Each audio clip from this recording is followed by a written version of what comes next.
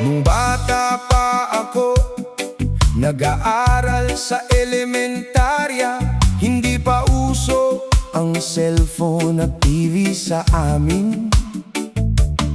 Sa tabi ng eskwela, may bahay na may TV, kaso may bayad na 2 piso bago makapasok.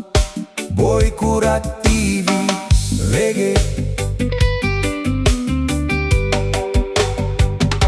Kapag walang pambayad, nakasilip lang kami sa ilalim ng bahay kung saan may butas, o di kaya sa dingding na may silipan, para lang makapanood ng palabas sa loob. Nakakamiss balikan ang lumang panahon. Ibang-iba na ang buhay kumpara ngayon. Wala man kaming TV at cellphone noon, masayang-masaya pa rin ang aming kahapon.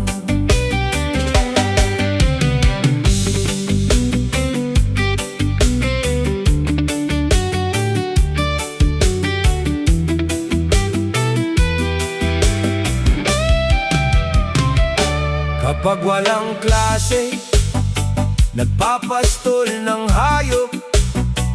Sa umaga at hapon ang aming gawain. Magpapakain din ng baboy sa umaga at hapon. Gawaing araw-araw na aming kinagisnan.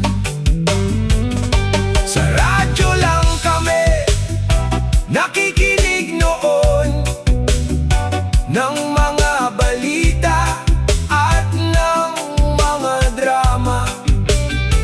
Tuwing tanghali at gabi, lagi naming inaabangan ang mga drama serye